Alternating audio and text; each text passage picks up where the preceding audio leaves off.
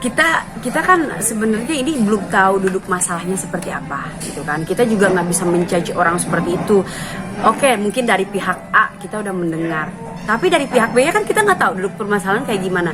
Kadang kan orang misalnya ngomong A bisa jadi B gitu kan, bisa ngomong dikit bisa dibumbuin jadi banyak, kita nggak tahu gitu. Jadi kalau aku pribadi ya nggak mau ngejudge seperti itu, nggak mau ngejudge langsung ya, karena kita juga belum tahu statement dari pihak B.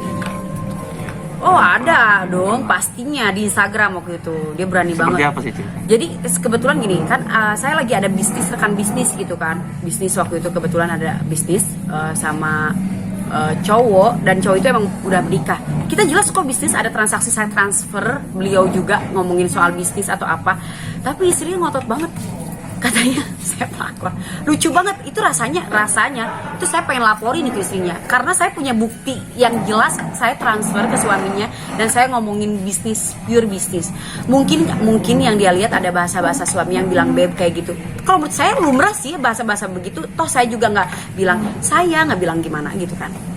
Berarti sering ya tuh di banyak yang pada nge-DM? Nggak sering sih, baru sekali kemarin bilang pelakor, berani di komen lagi. Itu kalau menurut saya sih itu saya bisa aja bilang kurang asem gitu kan, bisa aja saya laporin, tapi kan saya nggak mau kayak gitu. Ya udahlah, ngapain, toh saya juga udah bilang ke suaminya, ini kalau istri Anda melakukan hal seperti ini lagi, saya nggak bakal segan-segan ya melaporin, karena saya punya bukti jelas itu saya transfer, aku bilang gitu. Saya sih nggak mau terlalu ikut campur hal seperti itu ya, karena saya juga belum tentu benar belum tentu hidup benar gitu ya. Dan udah gitu, lagian kalau misalnya ada orang yang dijudge pelakor, itu belum tentu sepenuhnya salah dari pihak cewek. Kita nggak bisa nyalahin si artisnya, yang si ceweknya itu yang jadi pelakor. Kita juga harus cari tahu dong motif si cowoknya itu ngomongnya seperti apa. Kadang nih, aku pernah kejadian kan waktu itu ditipu juga sama suami orang yang dia bilang udah pisah ranjang, tiba-tiba dia masih baik-baik. Aku nggak habis pikirnya tuh dia bisa video call di rumah, udah gitu aku dikenalin sama anaknya, seolah-olah emang bener udah pisah ranjang, tapi kan ternyata nggak bisa ranjang. Nah dari situ kita nggak bisa nyalahin pihak cewek, kita nggak tahu cara nge-treat itu cowok tuh kayak gimana ke si cewek. Apa dia bener-bener bilang jujur dia udah punya istri, atau dia bilang kalau saya udah pisah ranjang, kan kita nggak tahu gitu. Berarti harus lebih selektif gitu, alasan-alasannya apa gitu. Apalagi untuk teteh sendiri kan masih belum benar-benar yang ada serius dan akhirnya masih berpasangan kan, berarti wanti-wanti untuk menjaga tentang pelakor itu. Betul, karena aku takutnya nanti ditipu lagi kayak kemarin gitu kan. Yang benar-benar terjadi ataupun yang tidak gitu.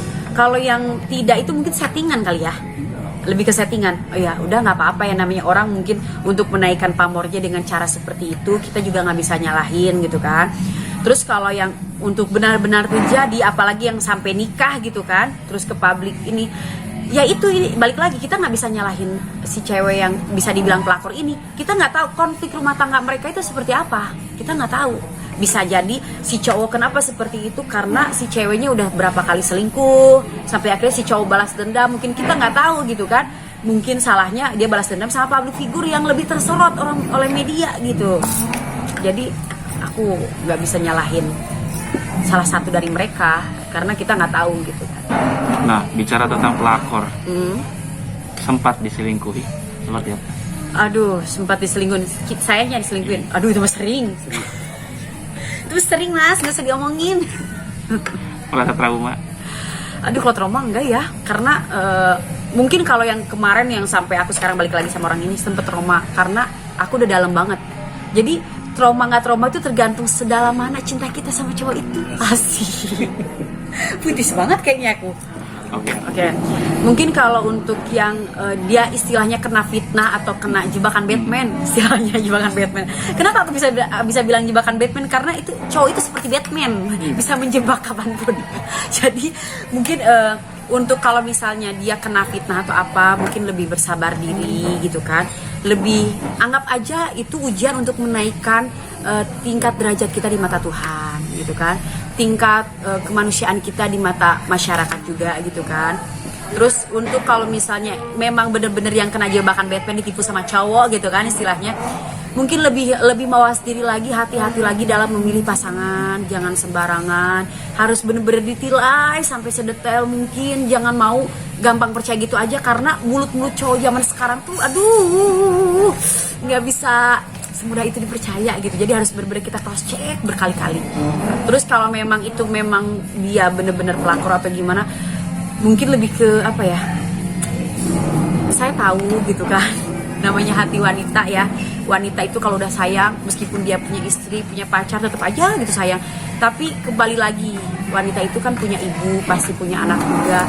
Harus lebih ke punya perasaan gitu. Gimana kalau misalnya kalian di posisi seperti itu, bakal kayak gimana? Kecuali kalau misalnya istri pertama dia udah setuju untuk menikah. Oke, suaminya menikah lagi, dia jadi istri kedua, itu nggak apa-apa karena udah mendapat restu gitu. Tapi kalau misalnya nggak mendapat restu, cobalah berpikir berkali-kali karena dia kan punya ibu, punya anak juga, bakalan punya anak juga, dan dia juga sama-sama wanita. Jadi harus sama-sama saling peka dan saling punya hati, itu aja sih.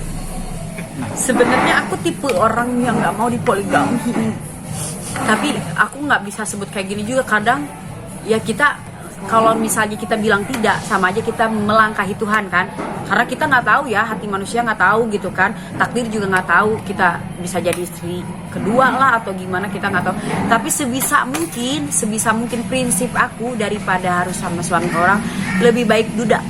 Prinsip aku duda nggak jadi masalah, mau duda beranak 5, beranak 6 nggak jadi masalah selagi itu mapan ya. Kalau nggak mapan aku juga nggak sanggup Cin. Jadi duda nggak jadi masalah gitu, prinsip aku gitu. Kalau bujang sih aku sebenarnya kurang, kalau bujangnya apalagi masih muda aku kurang serk mungkin ya, karena kita harus ngomong gitu, istilah ngomong ya, sedangkan kita dewasa istilahnya kan, terus kita harus ngeinin anak yang masih muda, aduh capek ya, makan hati lebih banyak deh. Jadi aku lebih baik memilih orang yang sudah berpengalaman. Apalagi udah ditinggal meninggal, itu berharga banget, itu terhormat banget menurut aku sih. Kalau posisinya aku belum punya anak, mungkin aku berpisah. Tapi kalau posisinya punya anak, kayaknya berat ya. Aku pasti mikir anak, karena apalagi mental anak tuh kan, apalagi masih kecil lah, mental anak masih kecil. Kita jangan ngikutin ego kita, sedangkan anak yang jadi korban. Aku nggak mau sih. Mungkin kalau anak kita udah dewasa, aku juga pasti milih pisah sih. Udah pasti milih pisah, karena kan aku punya bakat untuk bisnis. Toh kita nggak sama cowok itu juga gua bisnis bisa jalan-jalan aja gitu kan. Makanya aku dari dulu paling anti ya, kita istilahnya parasit ke para cowok. Oke, kita juga berharap cowok memberi dong ke kita, tapi kita juga harus jadi independent woman. Jadi nggak mau yang bergantung sama cowok. Aku dari dulu paling anti sih. Udah pasti. Jadi kalaupun kita pisah, kita masih bisa gitu, punya bakat, punya apa gitu. Yang penting kalau misalnya anak itu masih kecil, mungkin aku masih bisa sabar. Kalau anak itu udah dewasa, aku pasti memilih pisah. Apalagi kalau belum punya anak, udah pasti cerai langsung. Oke. Oke, terima kasih. Oke.